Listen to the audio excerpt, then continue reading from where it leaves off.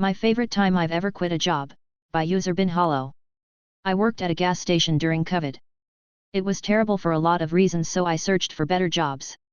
I eventually found and interviewed for one on a Friday and got a job offer on the spot.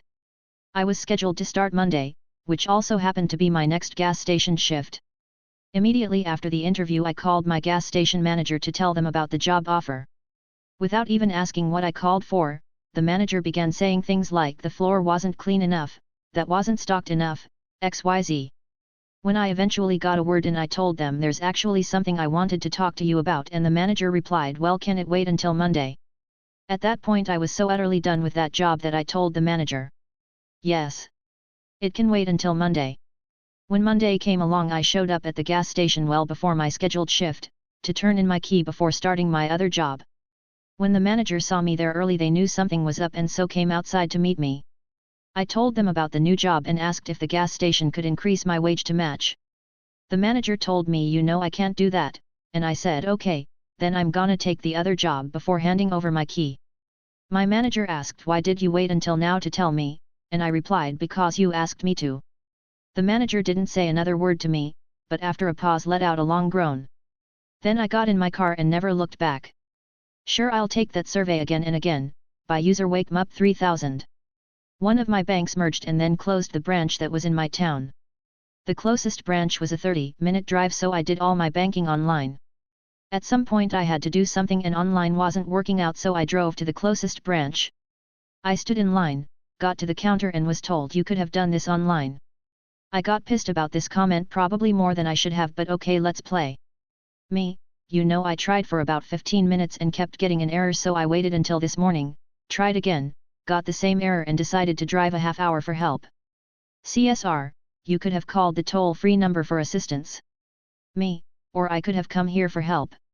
CSR, yes, but calling might have solved the issue. Me, okay, let's do this instead.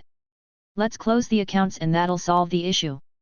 At this point the manager steps in and tries to soothe things over. Nope. You know, there's no reason for me to have to spend an hour of my time driving to and from a bank. I could move this money to AA, BB, CC, or DD, which are all 6 minutes from my house. Manager closes out the accounts, gives me a check, and out I go. Drive back to my town and throw the money in another bank. Then I get an email asking me to take a survey, so I did and noted all the above. The next day I signed into my account online and it generated another survey request. I clicked in and took the survey again and copied and pasted the replies to a Google Doc. That way when I checked my account online every single day and a new survey request was made every single day, I could take it in a minute. So far I've done it daily for over a month. Keep asking for my opinion, so who am I not to oblige? If I only get a day off when I formally schedule time off on the company calendar, then I guess I'll mark time off for every weekend for the foreseeable future, by user leaves. I work a service industry adjacent position that requires a flexible schedule. I've been fine with this, and take a day or two off when possible. I worked 18 days straight over Christmas, with my first day off being New Year's Eve. I didn't schedule time off, I just didn't get scheduled. The day before night, my boss asked for me to cover a shift. I told him I was going out of town. He allowed it, but when we talked next, he said, I was upset when you said you couldn't work, because you hadn't scheduled time off on the schedule. I thought I was going to get a day off finally, so I was disappointed when you told me you weren't able to help. I explained since it was both the holiday, and my first day off in over 2 weeks, I didn't think I had to officially schedule it as time off, but I will in the future. Guess who suddenly has scheduled time off for every Saturday and Sunday for the foreseeable future? I'm so done. Car breakdown rules, by user Hulla_Sarsaparilla. This was ages ago. One day my car wouldn't start, and I realized my breakdown cover didn't include home start. I looked up online how to add it to my policy and spotted there was a discount for upping my policy going via their website, so I added it on and called them up with my new policy in place so they'd send someone out. Breakdown person, I see you've just upgraded your policy, but that's not valid to now use immediately for us to send someone out. You need to pay a pound surcharge for that. Me, but I didn't have the right cover, so how else could I do it? Breakdown person, you needed to call us and pay the pound. The online price isn't for when you're already broken down. Me, okay, how long do I need to leave it between having paid the premium and having broken down? Breakdown person, 3 days, it's not valid now, how would you like to pay? Me, okay, my car is perfectly fine parked up for 3 days, I'll call back in 3 days. Breakdown person, you can't do that because. Mumbles, doesn't really know why. Me, calls back in 3 days, they sent someone out. Cheeky robbing bastards taking advantage of people being genuinely stranded and having no option but to pay. Condiments the Great, by user Condiments for you. Hi all, Happy New Year's. In reviewing some of my best memories of the last few years, I remembered an incident of malicious compliance that I found overwhelmingly satisfying and thought it'd be worth sharing. While not as outrageous as some of the stories here, it left me feeling like I stuck it to our corporate overlords a bit. To set the stage, I moved back to the US to take a job at a pretty big firm where I was also tasked with executive assistant responsibilities. My boss would regularly send me downstairs to our local bank to pick up and deposit cash. Having newly moved back to the US, I needed to set up a bank account for direct deposits and figured the one downstairs makes sense. Also, it made depositing paychecks quicker and easier. On the day I went to open the account, the manager of the branch sat me down to go through all the paperwork. She was nice enough at first and I got through everything quite quickly. That said, when it came to the sign it portion, I thought I'd have a bit of fun with it and create a silly signature. Having just watched a Roman documentary the night before, I made my signature, Condiments, the Great. Obviously, I used my first name in place of Condiments. The manager did not bat an eye at this, assuming she didn't read it, and said she'd process everything and give me a call when my card is ready to collect. Cut to a little later, I receive a call from the manager saying there's something wrong with the paperwork and I needed to come down to correct it. When I ask what the problem is, she says that I'm not allowed to have a signature like that and I need to redo it using my actual name. I say okay and that I'll be right down.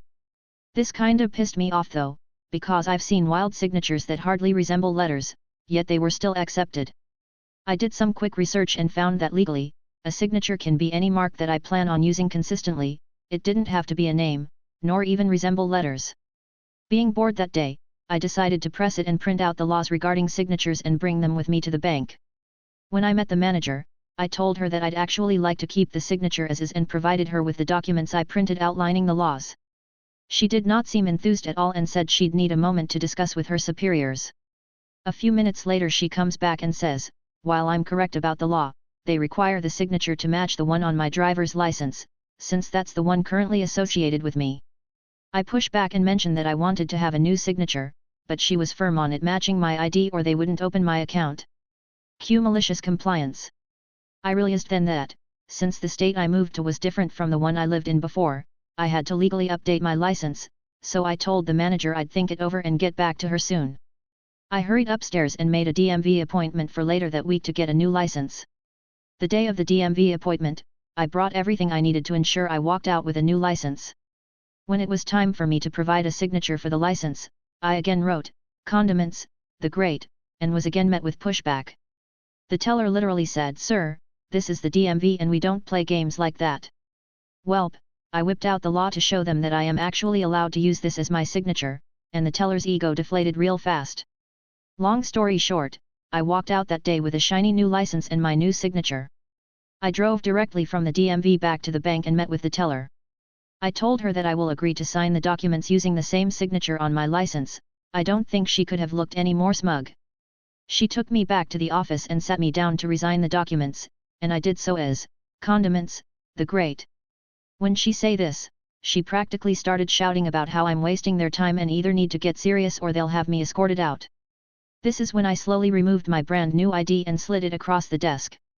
Her face went blank, and I honestly couldn't tell what she was thinking. She asked me to leave the office for a moment so she could make a call. 10 minutes later, she comes out and says, while my signature does match the one on my license, they are just refusing to do business with me and asked me to leave. Not knowing the legality of that, I said okay and accepted defeat. I walked back up to my office and told my boss that they're not allowing me to open an account. I told him the full story, and he actually found it hilarious. He then said that he'd handle it. Later that day, I received a call from the bank saying that they changed their mind and that they've opened the checking and savings accounts I requested. Laughing face. I went to speak with my boss after who said that he had a productive chat with the manager. Knowing how much business he provides the bank, he was happy enough to bluff on my behalf. He essentially told the manager that not allowing me to open an account was directly affecting his business and that if they don't oblige, he'd close his accounts and take his business elsewhere. Apparently that threat hit hard and the manager quickly backtracked, saying that they never refused my business, just had to get approval from upper management. At the end of the day I was victorious, and still use this signature on all official documents. It's a bit silly, but it's my trophy and a good conversation starter. TLDR, a bank refused to open an account for me after signing the document with Condiments, the Great. They said it had to match the signature on my ID, so I updated my license with the same signature.